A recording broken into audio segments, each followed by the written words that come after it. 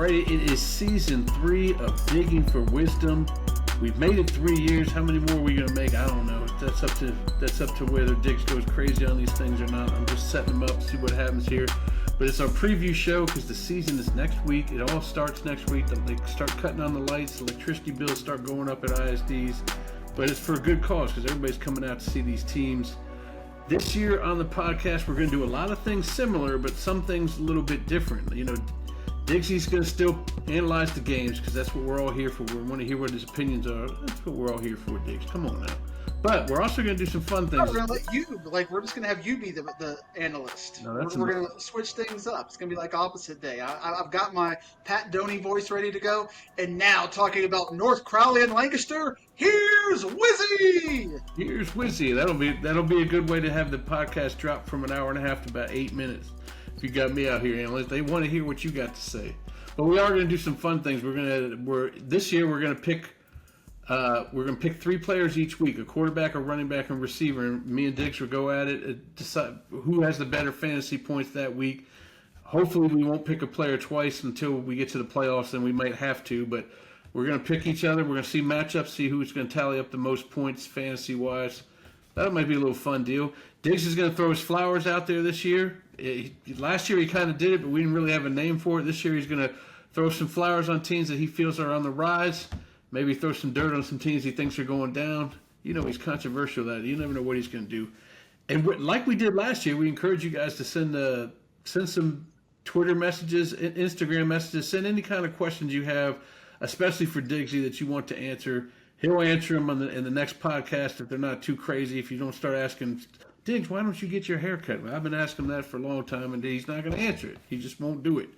But that's going to be fun. Diggs, I'm glad we're back together again. It's been a long summer. I know during the summertime you've been tampering in other podcasts here and there to cause all kinds of controversy, which we will talk about a little bit later on in this episode. But what do you think about the upcoming year, and how excited are you to get back to Digging for Wisdom?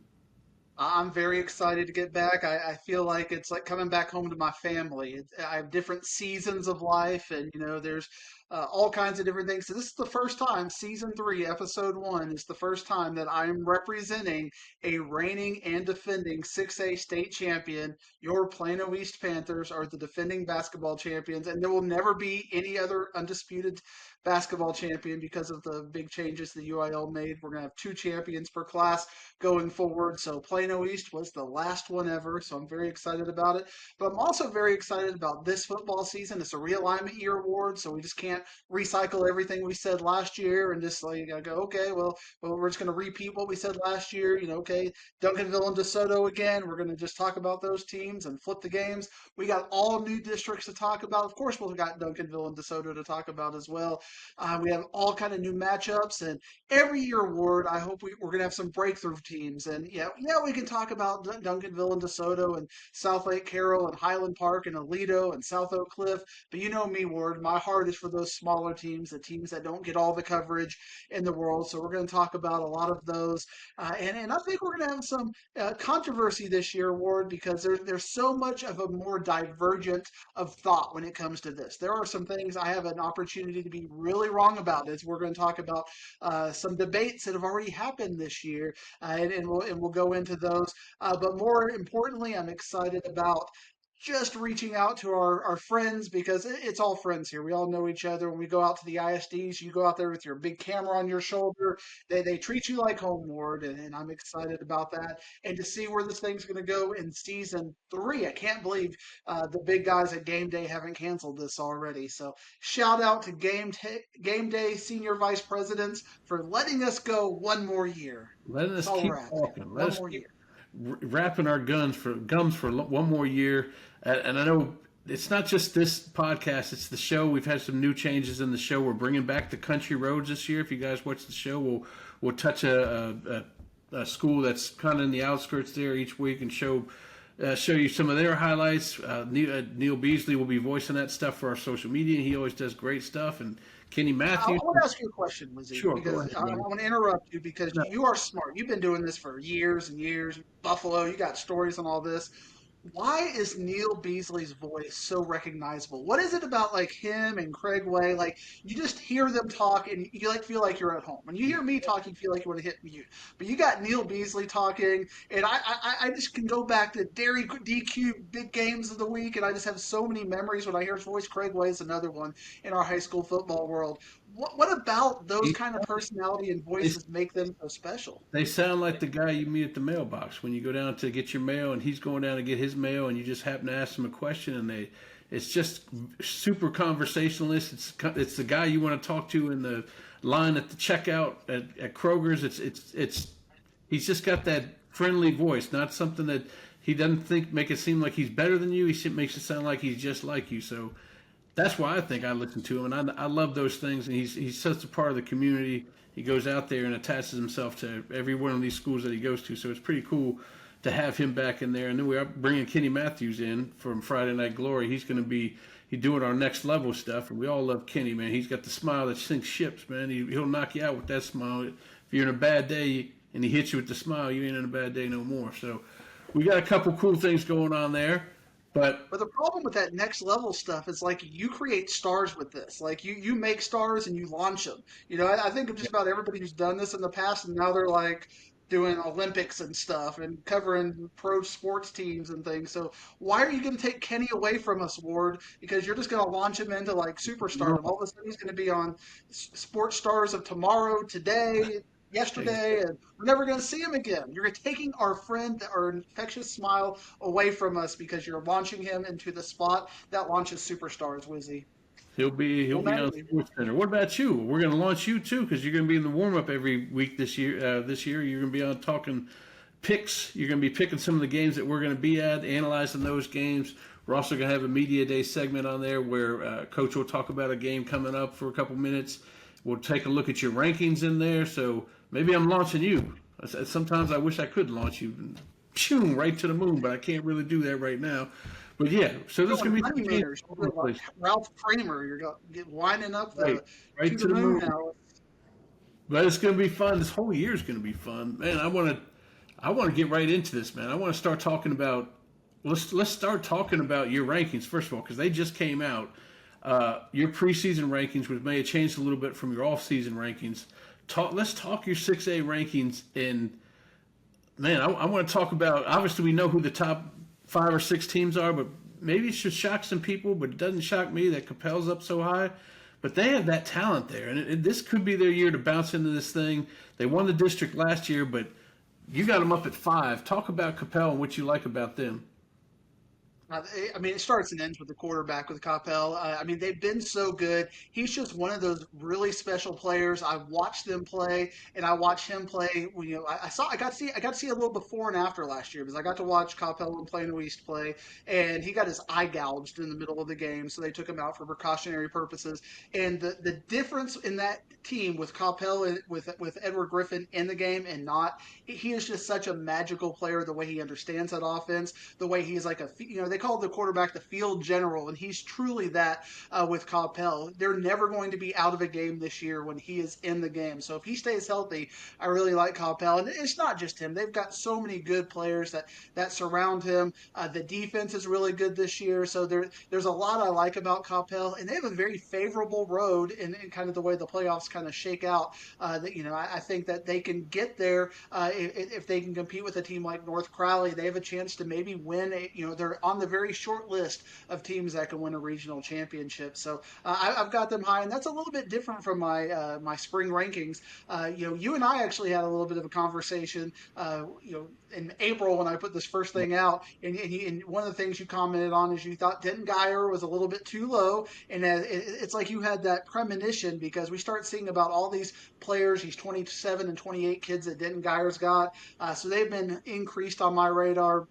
One thing that I feel bad about, Ward, is like Byron Nelson has done absolutely nothing wrong the last Right. 3 years other than just get clobbered by Southlake in one game. And I feel like they're the sinking ship that just can't recover. I gave them kind of the preseason courtesy ranking of like 5 to get started out with, and all of it. And I just feel like it's too high. I feel like right now they're still too high, and I hope they prove me wrong because I love new competitive teams going into it. What they did to beat Southlake last year was incredible. I was excited about them, but that game, that one game, that we talk about these program Yeah. defining wins. That might have been a program defining loss, the way they lost to Southlake. And now I just feel like us as the media, we're just all jumping off that Byron Nelson ship. And I know some people are like Trinity is going to beat them in district. I've seen some preseason rankings that have them number 3.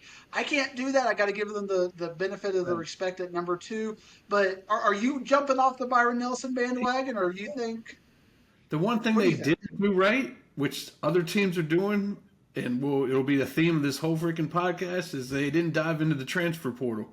They didn't snag players from all over the place, and maybe that's why they're dipping. But yes, it's what have you done for us lately? And heck, I sent my girl out to see him play at Globe Life, and she was ready to go at halftime. When you get beat that badly, it leaves a taste in your mouth. But one thing we'll know about them is we'll find stuff out early. We'll find they play Louisville game 2, and that's another team you got sinking down. And then they start district play with Southlake in like week 3. So it's they're getting into this mix. I mean, maybe that's the district title in week 3. We don't know. We'll talk about that in a little bit. But yeah, you look at them at 8. You have Forney at 10, which is interesting as well because they're jumping into a new classification. But as you've said many times, you said it like 2 weeks ago on our campfire, they just have too much talent on that team to keep them down like that, right? Yeah, and that was another change I made from my spring rankings is that, we almost always give Longview the benefit of the doubt. I know your eyes are kind of your eyebrows are furrowing because I'm talking about teams that are 200 miles away from us right now, but Longview is a team that we have to keep an eye on and know about as it relates to 6A and 5A depending on which classification they're in. But this year it feels like because they graduated so much, this might be the first year, maybe 10 to 12 years that Longview is relatively inconsequential in the DFW metroscape of what we're going to be talking about. And that almost feels like blasphemy. It'd be like talking about Alito not mattering or something like that because Longview has been such an important part and has been right there, winning state championships, in 6A and being right there in 5A, being a prohibitive favorite, a top 3 team. So I think Longview's going to have a little bit of a down year. So that's a little bit of a change from the spring rankings. And I know a big debate we had has been about Waxahachie, and I did introduce Waxahachie into the rankings. The more I research them, the more I like them, but the more I still don't think they're going to make the playoffs, and that's just really a compliment to the District of Doom, that 11-6A, because that district is so heavy. But I agree, I was wrong. They at least needed to be ranked to get started. And another team I really like, Arlington Bowie, I've got them in there at number 25. I still had them at number 25. That was to me non-negotiable. To me, that's saying, watch out for Arlington Bowie. They've arrived. Well, unlike last year's preseason rankings, there's not one but 2 9-6A teams in the rankings. That tells you the comeuppance of 9-6A in your mind, right? Yeah, and we'll talk about it in a little bit more detail, but this is one of the first years I'm very excited about 9-6A. I think they've got a really good competitive batch of teams, but the problem with them, as we're going to talk about in the playoffs, is they got to play 10-6A in the first round, and 10-6A is really loaded. I think there's going to be 5 really good teams out of 10-6A. So Saxe and Wiley East, the 2 teams that I think are ranked, may still even be underdogs in the first round. Well, quickly, let's go through your 5A Division One rankings and any surprises there. I kind of like, and we'll talk about this 3-5A Division One is going to be a stat. There's going to be teams that go 3-4 rounds deep, probably 3 teams, and you have 3 of them in the top 5. I would kind of put Denton Ryan over Highland Park, but you got Highland Park as 2, and they certainly deserve it. They're coming down from 6A back to 5A. Talk about that rankings, and then talk about Red Oak as well, because people try to pass over. We just had Taz Williams on the show. You don't want to pass over that passing game that they're going to have. It's going to be ridiculous. They're going to be lighting up the skies. Yeah, Red Oak is a team that on paper is probably a little bit better than Highland Park, but Highland Park's pedigree, I feel like they've earned that right to be ranked a little bit higher than them. And I think one of the reasons why I have Highland Park over Denton Ryan is only one of Aledo and Denton Ryan is getting out of the region. I think Highland Park is going to be a favorite to get out of region two. So when we're looking at state semifinals and I'm looking back, I think I want to see number one versus number two. And I think we've got Aledo versus Highland Park, which will do that. A couple of changes I've made from my spring rankings. I flip flopped McKinney North and Frisco Reedy. When we had our show, I had Frisco Reedy at that number two position. But McKinney North has really shown some good development in spring and summer ball. And Frisco Reedy lost one of their best players to Aubrey. So I think they were a loser in the transfer portal. So I dropped them a little bit. I think the rest of the district is everything else on the rankings is pretty much the same. Newman Smith and Fort Worth Arlington Heights are going to be really hard to rank because they both have very easy schedules. They could both go 10-0, but would they beat any of the teams above them? I don't think so. So they're going to be hard to rank and keep an eye on. And in 5A Division Two this year, Anna got bumped up a little bit. They've got a couple of additional transfers After your from when we did debate, our. What's that? did Alonzo switch you after your debate? Alonzo might have switched you. He might have flipped you on that. Yeah, I don't think he flipped me a little bit. I think Zay Gentry going over, Yeah. transferring from McKinney, got them that extra spot, and then the Tomball Memorial transfer. That's two big transfers that's going to help with their depth and their offensive prowess. But I think again those top 8, 9, 10 teams are going to be really good, and I think as we're going to talk about South Oak Cliff, it's going to be one of those teams that they're very young this year, but there is a lot of talent in the pipeline. But South Oak Cliff's fate may be more important than what's going to be happening in 8 5A. So I'm going to need Houston Ward to come out on this show and in future shows because 8 5A is really going to be a big part of what South Oak Cliff's trajectory and how they fare potentially in getting out of this region. So I think that's going to be a very important thing we got to keep an eye on as it relates to rankings. But everything pretty much stayed the same in 5A Division Two as I did in my spring rankings. Yeah, they got their rival PNG sitting over there, waiting to play them before a state Huntsville final. and Richmond, Randall, where you were. It's Lake Creek actually. Huntsville and Lake Creek are sitting right there, ready to go too. It's going to be an interesting region because wasn't as interesting because South Oak Cliff kind of scared the heck out of the teams in our area. They were nervous even going into these games and got bombed out, and then they got in there PNG who was not scared, and we had ourselves a heck of a ball game that didn't finish out in DFW's favor. That's for sure. Dixie, let's go into 3-6A. You want to go into 3-6A? Because Let's get started. We're going around the horn. around We the need like a horn, sound effect. for me, there's two things for me on this that I'll be bringing up. The teams that don't want to play, they're not playing no games when it comes to non-district, and then also talk about the transfer portal. And they both kind of hit this district, and one team specifically, North Crowley, they dove into that transfer portal weeks before the season starts. They got that running back coming in from Lubbock Cooper, and their non-district is ridiculous to the point where I think we're shooting the first 4 games that they have. They got Lancaster starting off, and they got DeSoto, they got Geyer coming up, so they're not playing. And then you have Crowley over there, and they're like, you know what? Why don't we season ourselves up by inviting those boys from North Shore to come up here and see what we can do against them in week 2. Talk to me about this district and specifically North Crowley, who looks like they are stacked and they look like they may have learned something from the beating they took from Duncanville. Yeah, and you talk about that transfer portal, and they keep getting them. The more I learn about North Crowley, it's like, oh, did you hear this player's over there now? Did you hear this player's over there now? You talk about the kid out from West Texas who transferred, who's getting a lot of hype at running back, and I thought they were pretty good at running back already coming into the season, and now it's just depth and depth and depth. But if you're thinking about DeSoto and Duncanville, and you know they are, Coach Gates is over there thinking about how we're going to compete with them. You got to have all the depth because if you just only have 2 or 3 star players, you can scheme and shut them down. But if you have so many players, it's undeniable. That's where North Crowley is really going to have to shine. And North Crowley, and I was very hard on them the last couple of years, Ward, because they were playing Arlington, Sam Houston in non-district last year. You weren't sending a camera crew out to that. You wanted nothing to do with No, that kind of not a a game. team that's got And a it 26 didn't help game them. losing streak. Not a team that's got a 26 game losing streak. No, I'm not going to send a camera out there. Go ahead. It didn't help them at all, did it? No, and I think it really impacted them when it got into they started having their playoff run.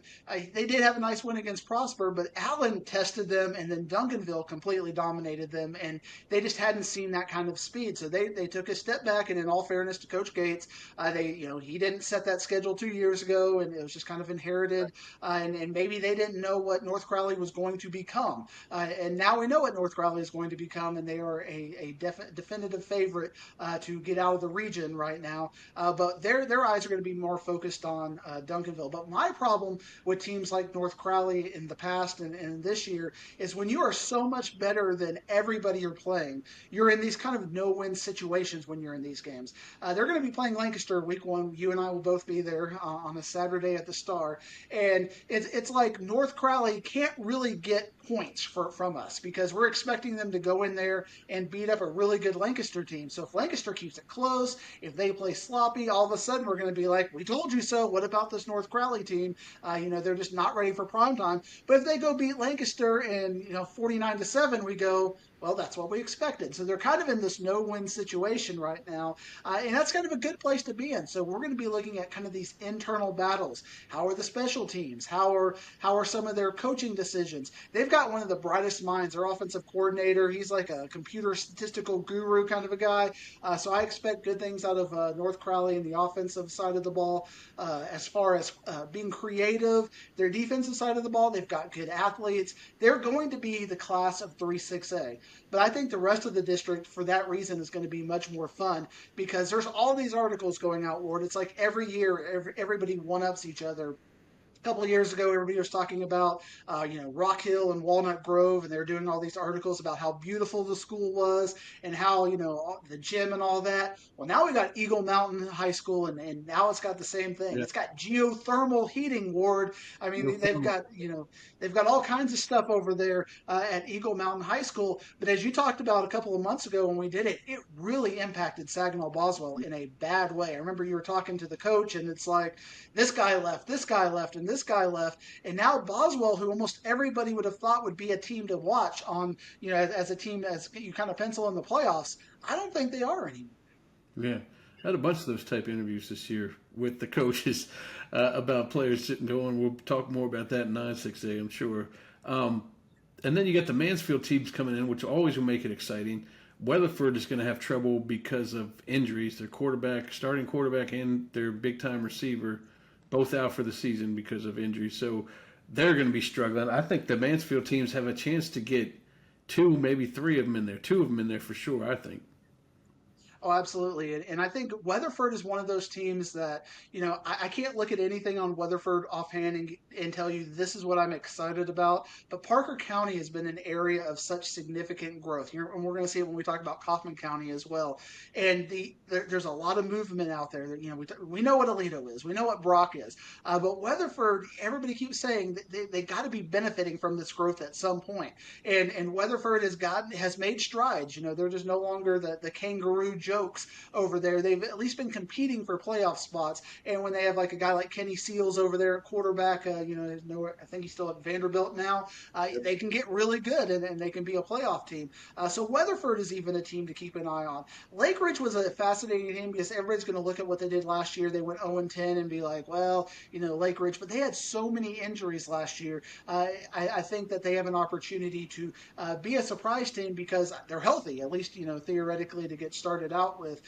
They may not have the depth that other teams do, so if injuries take hold on them, they might fall a little bit. But I think it's going to be a really fun district to watch and to keep an eye on, especially for those 2, 3, and 4 spots, because I think good arguments could be made for any of the 6 teams. Nobody's going to be out of it going into non-district, and that it's going into district. And I think that's a fun district when everybody at least has a legitimate shot to say we have a good chance to make the playoffs. That's not going to be the case on every district we're going to talk about. Exactly. Let's move on to 4-6A because, man, South Lake Carroll looks nasty again. Obviously, they're breaking in a new quarterback, but when you got that two-headed monster in the backfield, you got that big tight end, things are going to look good for South Lake. And they get, like we talked about earlier, they're playing Byron Nelson first week of district play, so we'll find out where we're at with both of those teams then. And Something tells me something fishy's going on with Trinity in your mind. Do you trust him or do you not trust him? Talk to me about Trinity as well. Trinity's one of those teams, kind of like Cedar Hill. You got to earn back my trust a little bit because you've given us so many, couple of years when you've had these high end coaches and you've created this tradition. And even though you've hired a line weaver over there, I'm still not fully bought in on that. And I know there's a lot of the transfer portal was pretty kind to Trinity this year, and they got just about everybody on the offensive side of the ball back. Their defense has to improve a little bit. I just don't trust them. I feel like they're going to find a way to do something because the middle of this district is so strong that if they lose to LD Bell or something, they do something to mess around and get upset one time. If they don't beat Byron Nelson and South Lake Carroll, now you have chaos, and there's probably 5 teams in the middle of this district who are all going to be more competitive. This is not a good realignment for Trinity and Bell for that case, because 3-6A was a pretty cushy district as far as you're pretty much guaranteed to make it. It's just where you're going to kind of fall on the district rankings. Now I can see a scenario where I can see Trinity as high as second. I can also see a scenario where they're as low as seventh in this district, and that kind of speaks to the crazy parity. Now I'm more bullish on the positive side of that. There's just something about Trinity though. I just can't trust them quite yet. They have not had a defining win in a while. They've had some good games. They've had some good competitive losses. I always think they start out against Prosper the last couple of years, and they play Prosper very well. But then something happens, and it's like, Trinity's back to being Trinity, or they'll go out and lose the Midland Legacy in a 70-63 kind of a game. But I like their offensive side of the ball. But I just don't trust them, and I see a lot of people talking about them jumping over Byron Nelson. But as we talked about in our intro, Byron Nelson's another team that I feel a little bit uncertain about because now they've had 2 years where they've replaced the quarterback and managed to to do something to continue that to build that momentum. So will year 3 of this progression be another year where they get a little bit closer and keep making those strides? They're not where South Lake Carroll was, even though they beat South Lake Carroll. South Lake Carroll's got like a bumper crop this year. So you talk about those running backs. They got really good offensive linemen, and Byron Nelson was hit heavy by the graduation bug. So Byron Nelson is a team that I'm also not really trusting, but I want to trust them more, and I trust them a lot more than Euless Trinity. But then you got a team like LD Bell that beat Trinity last year, by the way, and they seem like a team that's on the rise. But now they get put in this district, and I don't see where their wins are going to come from. Yeah, that's going to be tough for them to fight through to be that fourth team. I do trust Trinity enough to be third. I don't. When you start talking finishing seventh, I start wondering if you had a sip of something before we started this deal because they just got too much speed and they can out scoreboard teams maybe that aren't named South Lake Carroll and Byron Nelson, and being third would be first in Division One, so they probably would avoid North Crowley as well and stick one of these other teams against them like Keller did last year. So I don't know what you're talking about when you start talking seventh. I can't agree with that. I'm saying Keller, Timber Creek, LD Bell, Northwest Eaton, and Justin Northwest are all not bad teams. Just Northwest, they went 3 rounds deep last year. So, this is a team that some people are projecting to be 7th or 8th place that went 3 rounds in the playoffs last year. Trinity only went 2 rounds in the playoffs last year. Timber Creek has been sneaky good at times. They were very competitive against Coppell the last couple of years. Keller and Trinity have played a couple of times when they were in Keller, Keller will get a win, Keller will get a loss against them. So I'm just saying, if things don't go well, there are pathways where I can see Trinity dropping down that far because the teams we're talking about, they've lost to LD Bell. LD Bell ended the Bell, is now just LDB, I guess, because, there's no longer the L's at the end of that. So, we're talking about teams, Keller and LD Bell in the last 2 years have beaten Trinity. And if that happens again, you're out of the playoffs. And then once you've kind of lost your hope in the playoffs, maybe a Justin Northwest, maybe a Northwest Eaton, a team on the rise, will jump up and get them. I'm just saying it's possible. Right. I'm not saying it's likely. It's just possible. Don't like you putting words, telling me I'm drinking things because I think Trinity can't have a bad season. They can. They certainly can. You can have a good season. I'm too I hyped up on what Coach Lineweaver was talking to me about. I know he's hyped on the team, so that got me hyped on it. When you got James Harris and Josh Bell, plus all these linemen and a quarterback that can actually throw, you can scoreboard some of these squads right out the game. All right, let's move to 5A, where here's a team that I was talking about, not playing around with their non-district. You got Denton Guyer in there. They're starting off with the Lido, Arlington Martin, North Crowley, and you got Coppell in their district. You got Louisville in their district. Talk to me about that district and how much is that Guyer Coppell game going to be exciting? Because I don't even know which stadium gets to hold that game, but it's going to be. I will say that's going to be for a district title. I know Coach Oda will be like, "You better watch your mouth. I got the best offensive lineman in the state here. You better keep quiet." But I'm not going to keep quiet. I think those two are going to be playing for the district title. Tell me your thoughts on this district. a little out on Louisville, so I agree with you. If Coach Oda wants to come in here and challenge me, I'm 2-0 in debate so far this year. So he can come Apparently, up yeah. here and we can revisit that because last year they were like a pallbearer that kept letting us down one more time, and they certainly were one and done last year when it comes to that. But again, when I kind of alluded to it when we are talking about rankings, what I'm excited about with Geyer is their youth. It sure reminds me of like 2011, 2012 when you saw all the players coming up and they went on this like 8 to 10 year run, and you start looking at all the sophomores, and it's like, okay, this player's going to be good. This player's going to be good. Geyer's going to be very young this year, but now all of a sudden they got a quarterback in there from Prosper Rock Hill to Oklahoma. He's going all over the place. And so they've got a senior quarterback who is going to be their steadying force. They probably would have been starting a sophomore. And I feel like they've got two really good sophomores. And in fact, from what I remember hearing from people in the area, they had three really good sophomore or three really good eighth graders 2 years ago. All three of them are now sophomores. One of them is now going to be the quarterback at Louisville. Decided he looked at things and decided, oh, I'm not going to stay in this mix because I really want to play. And now they've got two who are going to be competing for the job, but now they get to sit behind the learning tree, if you will.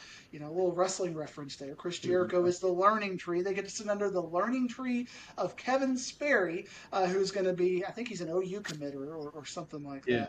that. And he's going to, so they're going to get to learn and grow a little bit, but they still are in a situation where if, God forbid, Sperry gets hurt, they got two really talented guys right behind there who can step up and at least replace the talent, even if they can't replace the scheme understanding and the athleticism.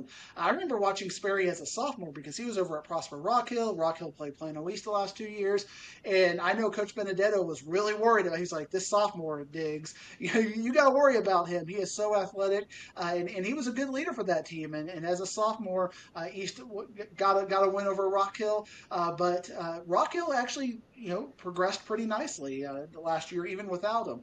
So what will Geyer do with him? I like their depth. I like their talent, but is it going to be too young for me? Coppell is very senior heavy. They're the biggest team in this district. They got 4,500 students in there, so they're going to have the numbers advantage. Coach Wiley has done great over there with Coppell in getting that participation back up. Kids want to play for Coppell again, so their depth, their JV teams, their freshman teams are getting stocked. So I think Coppell is going to get a little bit of the edge just because of the senior leadership that they're going to have. But now the question for Coppell is, will they be able to continue to reload with the special class? Because Denton Geyer is so young. I mean, I think I can go ahead and say 2026 Campfire, I'm going to have Geyer as my number one team in this district. Oh, nice. Well, we're I don't know if we're in agreement that Louisville is going to make it, but there's teams that are going to be fighting for that fourth spot, and they're all going to be coming from Louisville ISD. Marcus has probably the best quarterback of 2027 with a Nussmeyer out there, Colton Nussmeyer, and then Hebron's stacking up their schedule to play some ball. Talk to me about who you think Mike Ski's in there as the fourth team. Yeah, Hebron had a scrimmage this past week with Wiley East, so they're going with the two scrimmage format, and they're definitely stepping up their scrimmage game and their non-district game. So I expect good things out of Hebron. Louisville, man, I know we got dragged on last year, Ward, because I was hard on Louisville, and then Louisville did exactly what we were worried about. I think I had them number 3 to start out in our rankings last year. I Yeah. think you probably had DeSoto, Duncanville DeSoto in that order, and then Louisville. That was going to be the team we're going to look at. Right now, it just seems like every year it's Duncanville, DeSoto, 1-2. But that 3 spot is kind of what you're virtue signaling the team that you think is going to be that next team. And for me last year, I was like, okay, Louisville is going to be that team. Then they ended up one and done. But they do have a lot of good pieces back. You talked about one of the best offensive linemen in the state. I won't call him the best. You can call him the best. I think he is one of the best, but I won't call him the best. I think there are some good arguments to be made. But Louisville's going to have a good offensive line. They're going to have a good young quarterback. They got the quarterback in last year as a ninth grader to kind of spell their quarterback last year. But the running game is not what it's been the last 3 or 4 years. I think that was kind of the secret sauce that gave Louisville a little bit extra last couple of years. They had Byron Ellison and a couple other running backs ended up going to Oklahoma or Oregon State. I mean, it's like running back university over there. But now, who's that guy? I don't have an answer. Do you remember who it is? Probably not, because it's not a D1 sort of guy like Colton Nussmeyer and some of the other kids that we're going to be talking about in this district. So there's absolutely a way I can see Louisville dropping down to 4 or even out of the playoffs. And the reason why I think that they could even drop out of the playoffs is because, as you know, Ward, this is your area. When you've got the intra-LISD games, there are some really heated rivalries, and crazy things happen when Louisville ISD schools play each other. I'm sure you've got 5 stories from just the last 3 years of the Mound Showdown and the Battle of the Axe and Hebron doing something they shouldn't do. So it is crazy parity when Louisville ISD plays each other. Absolutely. And the guy you're thinking of is one of our biggest misses, and as far as giving a bobblehead to, which is Damian Martinez, because he went to Oregon State. I know he's transferred to somebody else, but he's probably top 5 running back in the nation. And he's just I believe he's going to be playing his junior year, unless he had a redshirt year, maybe sophomore. But he had a heck of a year for Oregon State. Let's, if we go to 6A, for me, McKinney was one of the teams that I hyped up a lot last year. And they did well, but they still didn't do as well as we thought they were going to do. And they didn't go as far as we thought. And that mainly came from the fact that they didn't have a quarterback that could throw, and they would hunker down on that running game and shut it down. Some teams would. In this district, I think that you talk a lot about tiers in the campfire. That there's a tier that has Allen and Prosper, and then I feel like it's a big drop off. Prosper's got absolutely ridiculous offensive line. I mean, I don't know how anybody's going to get past and get some sacks. Their quarterback's going to be walking off with the cleanest jersey on the block unless he slides in for a touchdown or some stuff. And then there's Allen, who I feel like Allen is Allen again. They're coming back to the days. Maybe not a Kyler Murray, but the years right after it. So talk to me about this district. Yeah, Prosper, how do you have 6 offensive linemen, Ward, who are going to be D1 talent? Last time I checked, and when I'm playing my little games on the computer or whatever, I only count 5 offensive linemen allowed. Are we going to be running the wishbone or something to get 6 out there or something? And we're going to call one of them a tight end or something? I don't know, but they are really talented on offensive linemen. But I can't really tell you who their quarterback and running back are going to be, because they kind of are interchangeable parts, because it's all about the offensive line over there. And pretty much anybody. I think, Ward, you might be able to get a 100-yard game back there behind that offensive line, because they are so talented. But Allen, for me, like, I was looking at some of their they have this website where they kind of talk about their class, their recruits and the players that are coming up, and they got kids in 8th grade who they're like, watch out for this kid already. Right. That they're already starting to hype. And Coach Wigginton, I didn't know if he was going to be able to handle the monster that is the Allen, managing the Allen machine, but he has stepped in humbly and just kind of taken over and has created a silent leadership. He's not flashy. He's not like the who was that coach who was the college coach that they brought in for 1 year? Oh yeah, what's his name's father? I already forgot. I'll remember what we get. Something more. Chad Moore. Yeah, there you go, Chad Morris. I mean, he's not that kind of a coach. He's not even a Westerberg who's going to come in and just dominate and speak and even gamble is a little loud. Wigginton is just kind of a manager, and I love that about him. And he's letting his assistant coaches coach, and he is keeping players in the program. And they've got, when you have 7,000 students, the odds that you're going to have at least a few good players. He's keeping them in the system. He's highly engaged. He knows every kid. He knows every parent. And he has just been a master at this. And like you said, because of his leadership, I think Allen is absolutely getting back to that state, that stage of being right there as a top 10 team every single year. It seems like the infrastructure has shifted a little bit in the state because now you've got the Duncanvilles and DeSotos and almost like these dream teams that are just all-star teams. And Allen doesn't look like they're going to have that anytime soon. But I don't think anybody at Allen's going to be disappointed if they are consistently a 4 or 5 round deep team.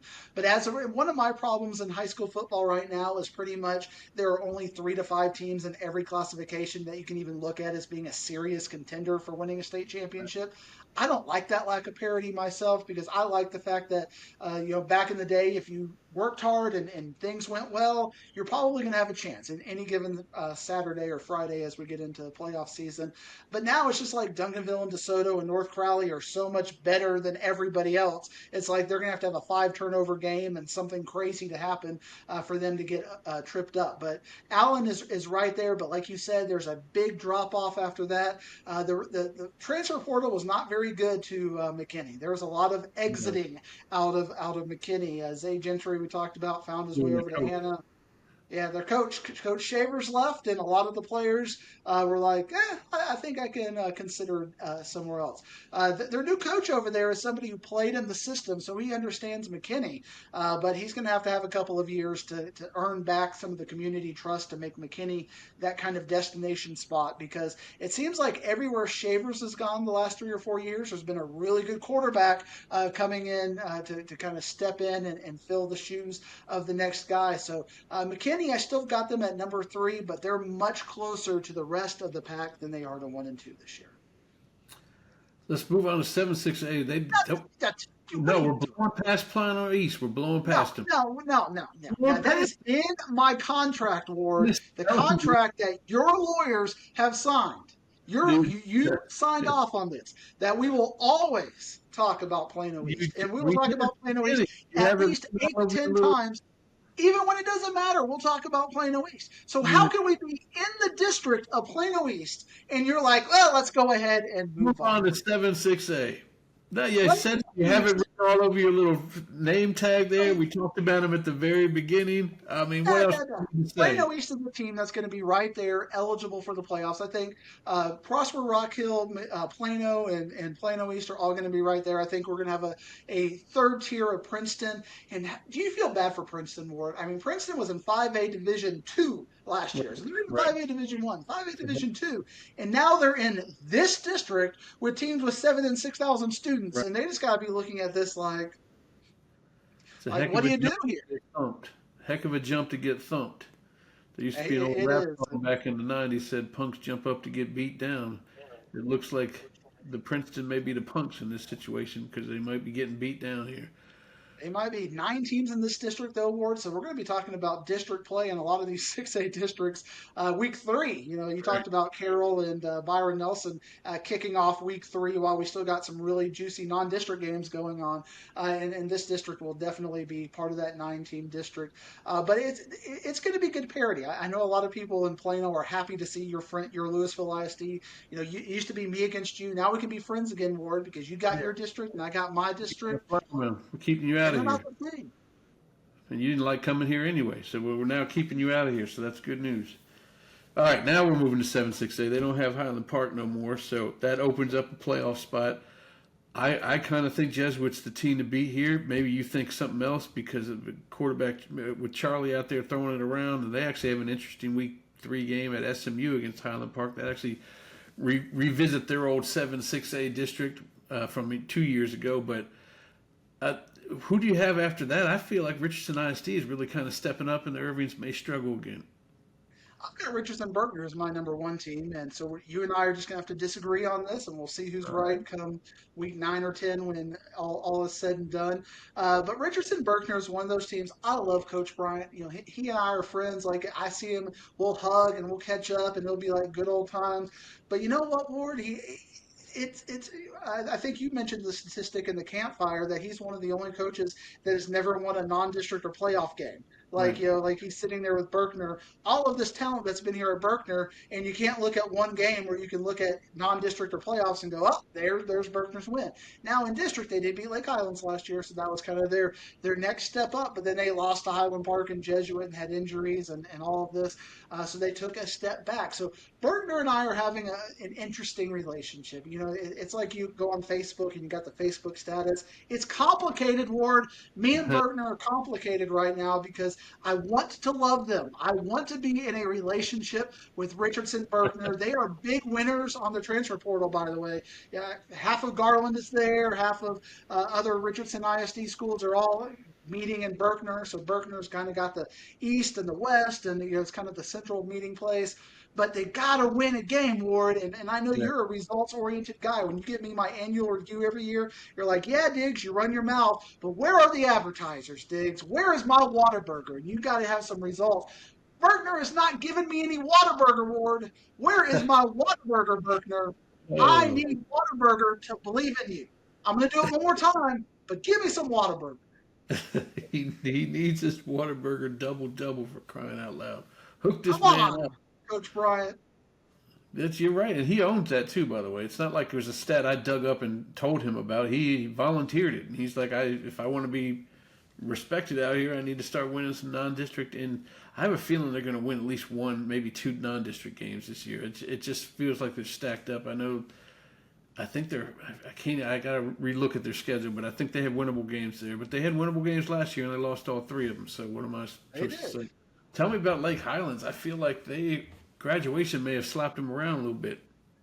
Yeah, they're. I think they are definitely going to take a step back this year. I just pulled up Berkner's schedule. Rockwall, Horn. Horn is now winnable, but Little Elm, there's their win, Ward. They Okay, got Little Elm, so there you they're go. definitely going to take care of You that got to get one. this year. So Let's see. congratulations, Coach Brian. I'm going to go ahead and just you got your Oh, first there's non-district your win. Whataburger. Got me some Whataburger right there. I'm gonna have like a Whataburger randomly DoorDash to me like before, the dump that night, and it's gonna be courtesy of Coach Bryant. Remember, I like taquitos, by the way. If we're gonna go after 11 p.m., Okay. get me some taquitos, Coach Bryant. But Lake Highlands, I feel like graduation is gonna hit them heavy. But more than me looking at Lake Highlands and saying something is wrong, it's that I'm looking at Richardson Pierce and Richardson High School and saying, look what's going on right there with those two schools. Richardson High has got a new coach over there, Coach Holloway. They got a transfer. They got Crow over there. So they got a good player from Berkner. Berkner wins, Berkner loses some. But Richardson Pierce, they got a lot coming back. They had an Alito quarterback who's now going to be a second year senior coming back. Their running back did great things last year, but he got injured, so they got him coming back. I think we could see a situation where Lake Highlands does not even make the playoffs. But with all of this, I'll tell you three teams who will not make the playoffs: Irving 1, Irving 2, and Irving 3. No shot, Ward. No shit. We got our sponsor right here. We got flowers and shovels. I'm taking the shovel, Ward. Week Double. 1, Irving ISD. You're gone. Good You night. you buried them and threw all the flowers to Berkner's way. So that's how that thing's going to work once we get in the thing. You'll be throwing flowers and shovels all over. He may have beat the Irving schools over the head with the shovel. All right, let's move to 8-6A. That one seems like it's Martin versus Bowie. Martin's has had everything going for him over the years, except for laptops apparently. Because I tried to talk to Chad Reeves on his laptop, and that thing sounded like the ice cream truck. So many beeps and whistles. I was like, man, that thing's gonna blow up on you, man. You need to turn that one in. You got to take that Fisher Price thing back and get yourself your money back on that tip. But they do have Jesse Ford, and God bless it. You look at his tape, and he's just he's going to be a junior this year. He's just a nasty individual. But Bowie has got the comeuppance, man. They may be getting some Diggs flowers right here. I love Arlington Bowie. They made my rankings. I think the last 2 years we kind of went back and forth with Arlington ISD and Garland ISD being the worst football district. Now I've already given Irving ISD, even though they don't have their own district like Garland and Arlington mostly do. I put a little asterisk, mostly do. Right. I think Arlington Bowie has got a lot of players back there. Coach Sam has really kind of rebuilt the culture over there, so I'm very excited about them. And Martin last year, they lost Wager, and so they got to try to get the new system down there, and to replace a legend has been really hard. So year 2, year 3 are always a little bit better for that. So it's like, what's going to be a little bit better? Well, year 2 under the system, where the new coach over there at Martin has kind of developed things. Obviously, the laptop game is not very good for them, but now you got Arlington Bowie, who on paper has got all of the talent. I think even a little bit of a talent edge. Who's going to win? I don't know, but we keep talking about the transfer portal award, and if you want a big loser, a team that I was excited about, if I was talking about the spring, Arlington Lamar was one of those teams. I was like, man, they got a lot of young talent. And now it's all gone. It's like they have, they lost one to Duncanville, they lost one to Trinity, they lost another one, I think, to North Crowley, and now all of a sudden Lamar goes from a team that I was kind of looking at it being right there and maybe being a number 3 or number 4 to like we're going to talk about with Garland in 9-6A. I think Lamar might be the team on the way out of here, but they still got the quarterback back. They've still got a couple of really good pieces there. But man, Arlington Lamar, this could have been an Arlington Lamar that kind of took us back to early 2000s when Arlington Lamar was like Plano as a team that's always right there. But now Arlington Lamar losing all of this talent, that's got to be heartbreaking for them. Yeah, no doubt, especially the one that went to Duncanville. He was going to be a star for 3 years down the line, and Yancey's gone now, so nothing they can do about it but just lick their wounds here. Let's go to that next district, man, because we blew past this district in the last couple of years because we didn't have much good things to say about it. But ever since my man Red Barons hooked me up with this sweet Saxy hat, kept my bald spot from getting burnt during the summer break. Saxy's got some things going on there with Khalid Lockett, the new Texas recruit. And I think you should keep that hat on. That's great, Lord. You don't want to see this humongous forehead? What about the forehead? I got all of it in there.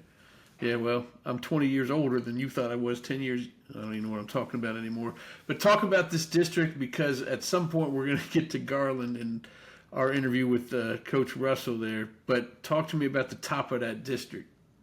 Yeah, I'm excited about the top of this district. Wiley East, Howard Fisher, Washington over there, and now you got Khalid Lockett. And what I talked about in the campfire a couple weeks ago is that I'm so excited because Saxy has a lot more than just Khalid Lockett. The defensive line looks really good. Saxy has kind of been the place where defensive linemen they've always had really good defensive line.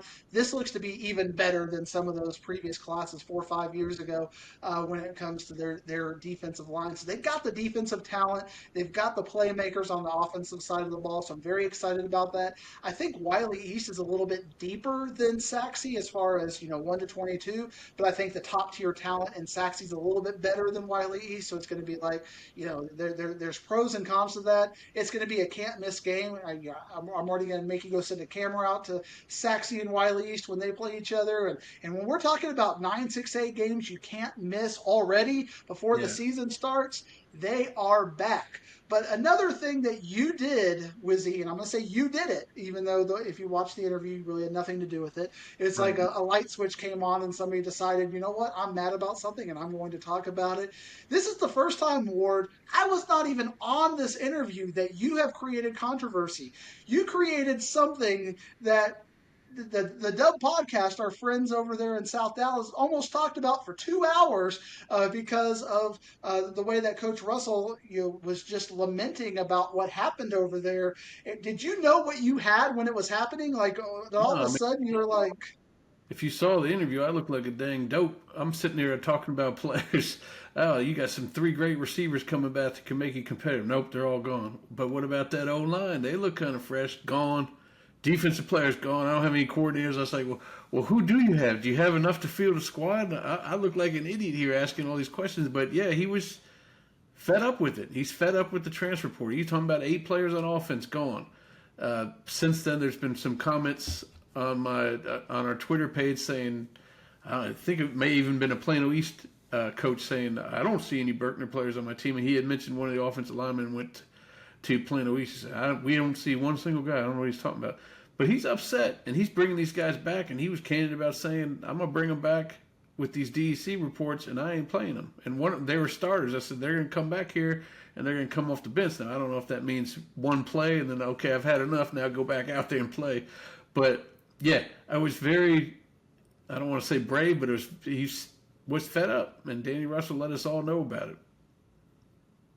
And on one hand, credit to him for standing up against this because the transfer portal it's becoming pervasive. I mean, the research, and I'm not saying that this is an issue because we have to do more work because of it, but the number of players that change teams in the off season is ridiculous now. It used to be maybe 3 to 5, and like, oh, did you hear that, this kid from Bishop Lynch goes to DeSoto? And you're like, oh, that's cool. But it's 50, 60, Yeah. 70 players now, and a good 15, 20 of them are big, big names And from super week in late to in the week game out. too. Super late in the game too. It's not like they happened in April. These things are happening in late July and August. Yeah, and part of that, and this is what the Dub podcast was talking about, was what is happening over at Garland to make kids want to leave, and I know some of the South Oak Cliff coaches said, in all of our years we've never lost a starter, going on, so to lose 10 or 8 or how many ever it ended up being was a really big number. So Garland is going to be one of those teams that you're going to have to keep an eye on this year because a lot of people rank them very highly, but that was with all of these, all the talented players that when you did your research to go and talk to the coach about, you had all these players. Let's talk about them. Gone, gone, gone, gone, gone. So I think what that tells me anyways that the fourth spot in 9-6A is going to be wide open.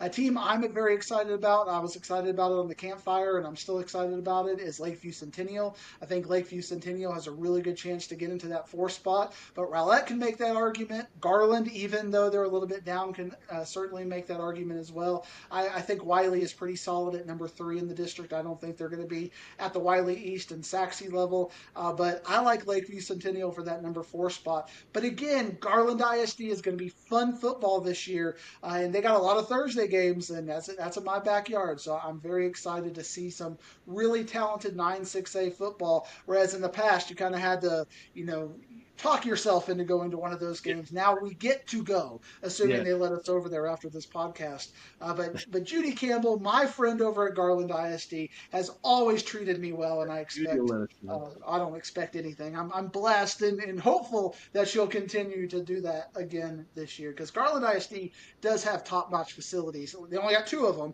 but as far as facility those 2 go, and the Colwell Center. I mean, what can you Yeah. talk about with the Colwell Center being Absolutely. just absolutely great? So Garland ISD is back this year, and we are here for it at Inside High School Sports.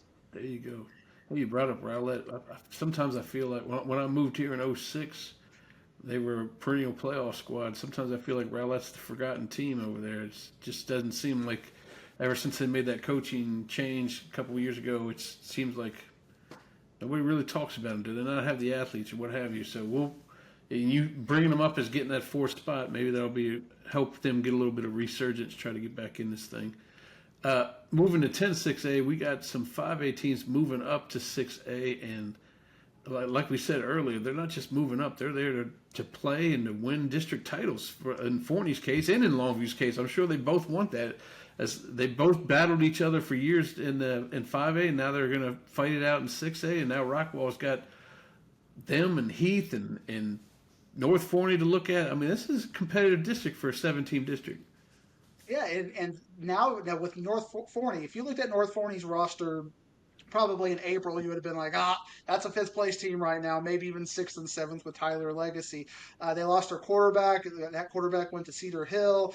They were in the middle of a coaching change. Coach Luster left, went to some random Houston school. Do you remember what Houston school he went to? Like, to me, it seemed like, why are you going there, coach? Maybe he saw what was happening there. Like, I think this is not, going to turn out well. I'll go down to Houston and take it. But what Coach Shavers has done is he has brought the enthusiasm back to Kaufman County, and all of a sudden you got Mesquite Horn's best players going there. You got all kinds of transfers happening over there. A couple of Forney's good players have ended up over there, and all of a sudden North Forney is looking like a playoff team, whereas before I kind of would have considered Rockwall Heath to be in that 4th spot. Because when Coach Webb took this job a couple of years ago, one thing he was talking about was that the freshman class, that Heath was loaded and ready to go. So he thought he could step in and kind of get things set up. I still think he has got his eyes on the AD role eventually, and maybe this year as far as that goes. But he was excited about it. I don't think he was going there to get fifth or sixth place No, he in was. his last year coaching. So you've got that working for him, but you got North Forney with all of this talent. But how is this talent going to work out? Because if you don't mind me being a little bit critical, Ward, McKinney had a lot of talent last year, Yeah. and it didn't really work out for them Mm-mm. in some ways. So you got to have that chemistry. You can have an all-star team, but sometimes you need a basketball team like a Plano East that puts together a lot of parts that can get in there and win even without the superstars. See what I did there, Ward? You Let's see see. what I did there? I That's didn't my talk third about him as seven. contractual use See, right I knew there. he So was going to come in there. That's why I didn't talk about him as 6'6", but go ahead, buddy. I knew they were going to pop up somewhere in these districts. you wait If till we you get to somehow get, 4A, and you I'm somehow talking find about a them way in to, every single district. if We're going to be somehow you talking about Brock, and then I'm going to be find talking about Plano East. That's what I'm going to do.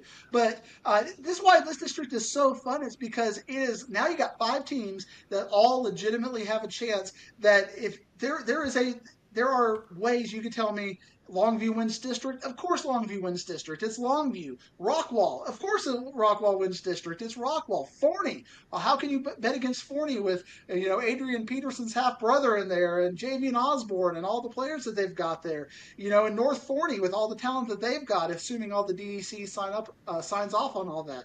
North Forney has a decent argument to be made. They got that beautiful new stadium. They didn't build a new stadium to lose, Ward. They built a new stadium to highlight it and to show off North Forney.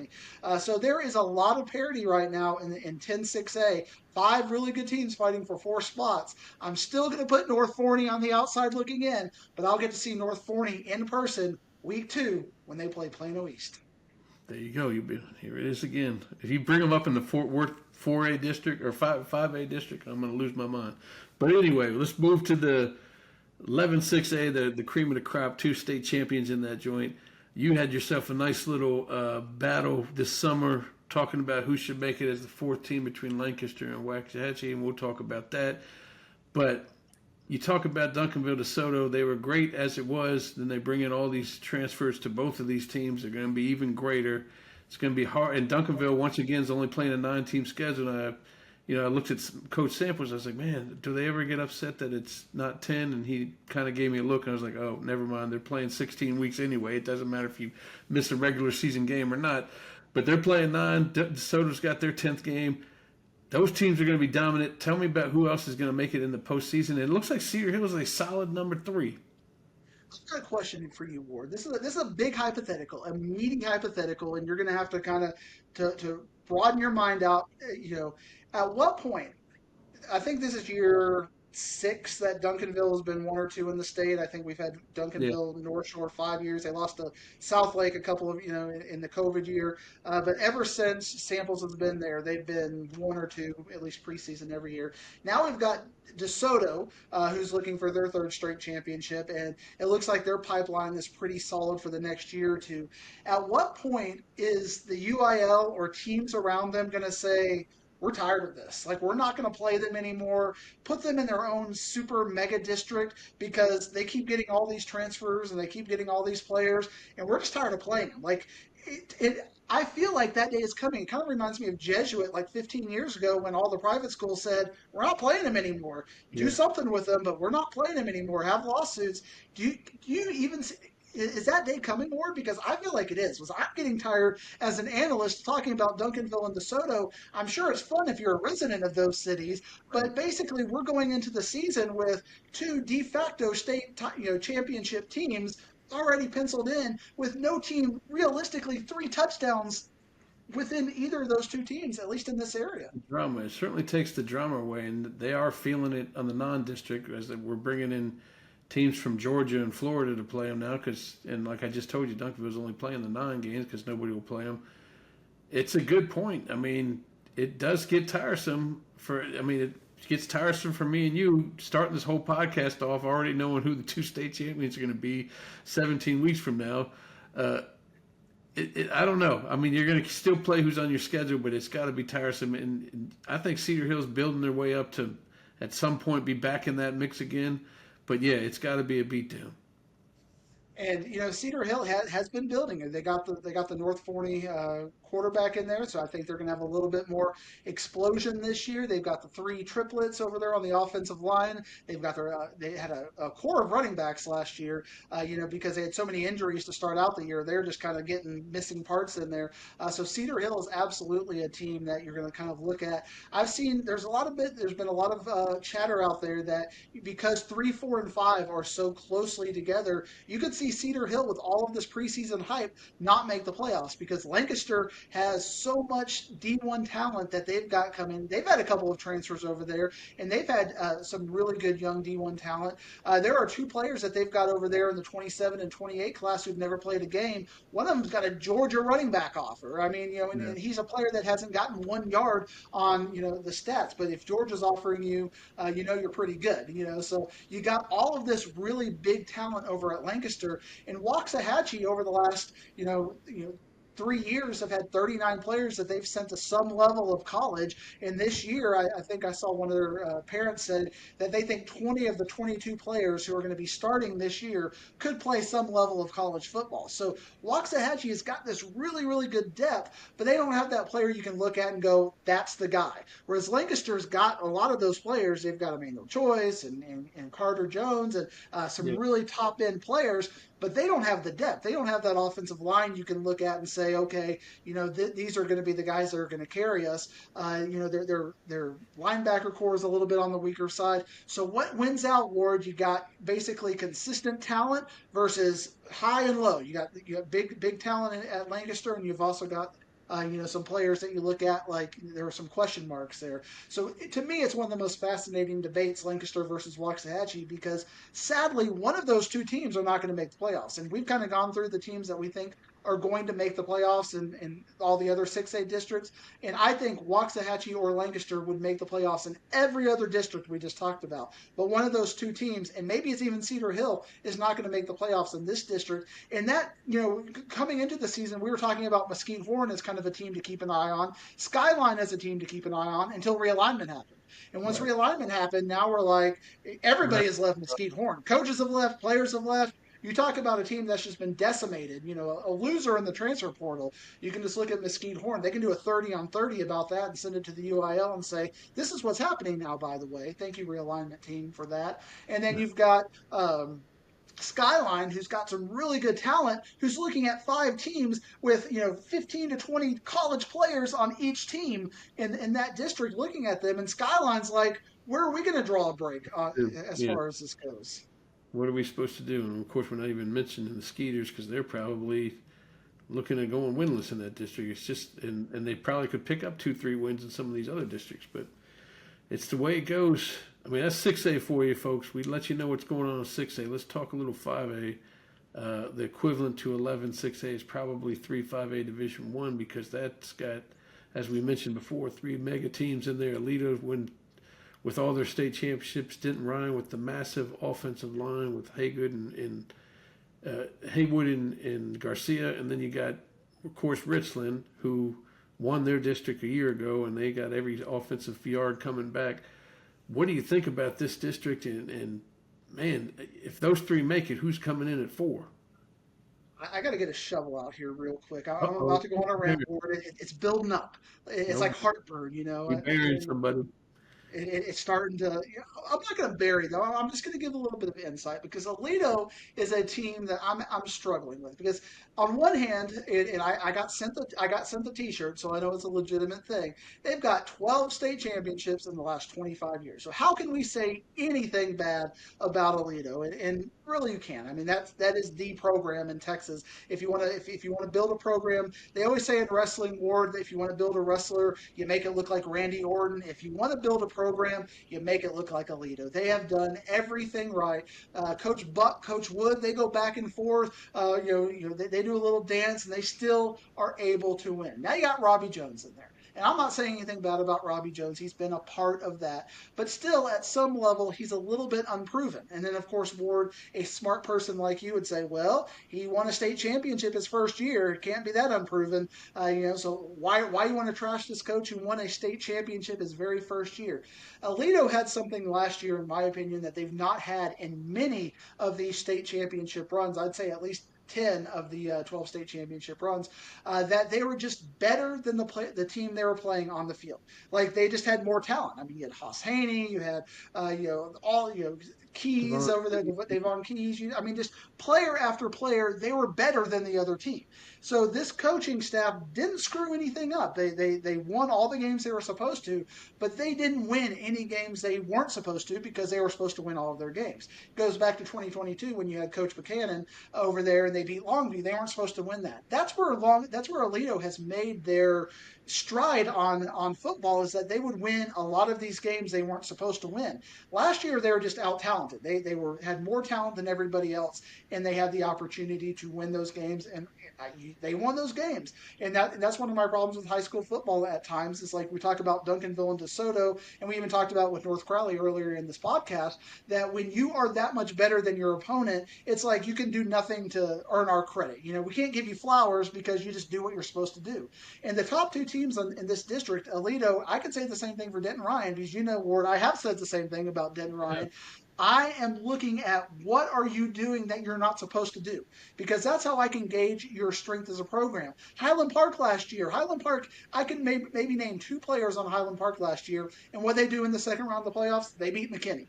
And McKinney had so many players we could name. Yeah. They had just God's power and Jackson and all the players that have left, Zay Gentry, and they beat them. They shouldn't have beat them, and they beat that McKinney school, and that's what I kind of view Alito as historically. But then Alito last year kind of became the monster that was just beating up everybody. Now this year, I think they have to go back to that old way of winning, because we're going to look at week one, them against Denton Guyer. They are not the most talented team on the field against Denton Guyer. When they play Lancaster, they're not the most talented team on the field when they play Lancaster. So I give them credit to their two non-district games. They're going to test themselves. So if I'm very interested more than ever in these two Alito games, because this is going to dictate to me what is the Alito culture now that Coach Buck and Coach Wood have gone. Because last year, and I said this over and over to the point where I became a broken record, I emphasize the word broken because I know the Alito people like when I use the word broken to describe them. This is a team that had 20 turnovers, Ward, 20 turnovers in their 6 playoff games. That is not acceptable. That is not good. That is not, at some point, that is coaching. That at some point, that's culture. And of course, they're going to say, what does it matter? We won a state championship. Week 1 and week 2 is why it's going to matter. Because now that you're not the best team on the field, what are you going to do and who are you going to be? So what is Alito going to be in this new culture? Are they going to be the team that had 3 turnovers a game? Because if they are, Denton Guyer and Lancaster are going to beat the living hell out of them. And you can censor that. You can put a big beep around there, but they're going to beat them. What Alito are we going to have? I'm hoping we have the Alito that we expected, because I like Coach Jones. I like Coach Buck. I like Coach Wood.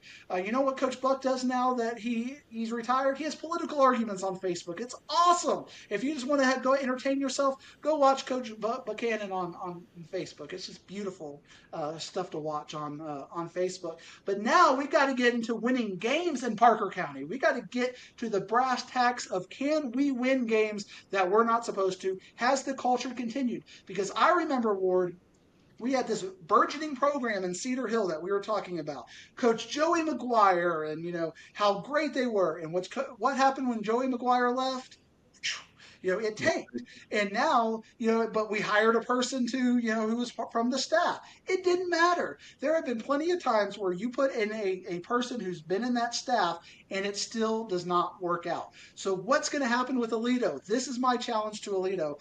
Will they be the Alito of the Buck and Wood era, or is this some new Alito that's just going to have talent to beat everybody?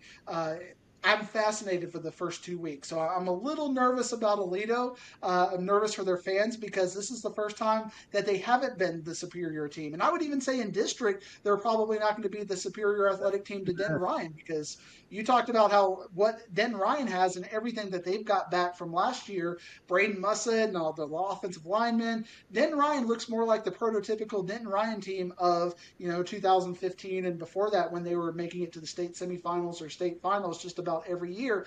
But one thing I was critical on Denton Ryan was just like Alito, they won the games they were supposed to win.